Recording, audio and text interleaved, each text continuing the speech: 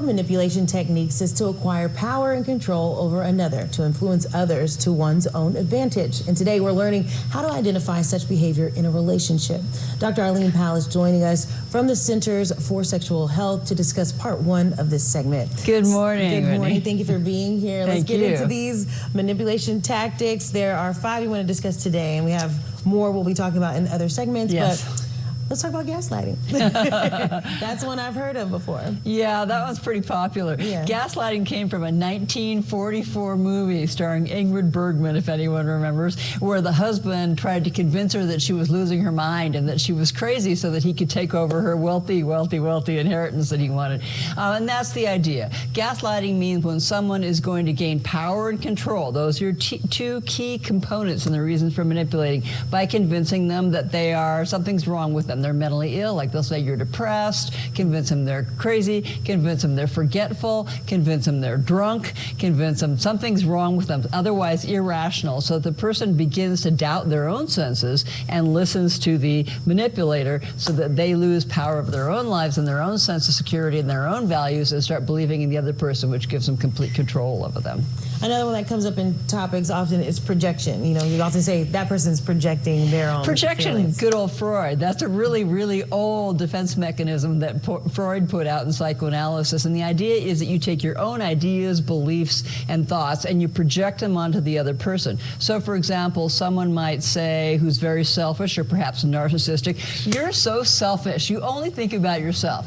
Because that's, of course, what they do. By telling you that, the person, of course, gets very defensive and they start, oh my gosh, what am I doing? They pull back, they stop asserting themselves, they start to doubt themselves. Again, once you insert doubt and insecurity in another person, the other one gains power and control.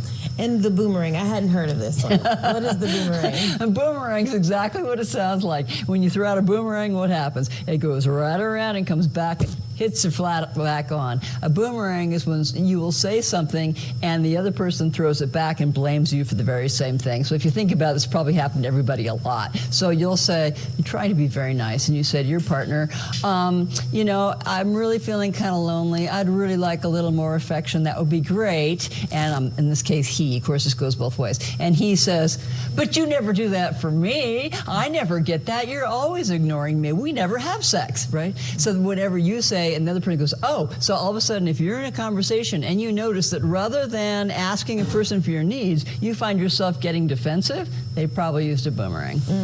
And then redirecting and changing the subject is similar to a boomerang? No, redirecting and changing the subject is an abrupt cutoff. Bam. Okay. They end the topic. So the person talking, you know, I'm trying to make an impression, and I'm talking at a party, and I want people to pay attention to me. They shift it. They take the tension off of you so you don't get reinforcement from other people. You get the attention back on the manipulator. So, for example, they'll say, well, anyway, right when you're telling your point of your story, right. Or they'll say, well, that may be but, change the subject. Or, well, when that happened to me, pull the attention back to themselves and let you be ignored. And the last one, judging or criticizing to make you feel inadequate. That one sounds obvious. You know, you're being judgmental, you're being critical, but actually it's very often passive-aggressive. It's very subtle. It's not as obvious as you would think. So, for example, you know, your partner brings you, look what I did, isn't this great? And they go, yeah, that's really nice. And you know what I'd do if I were you?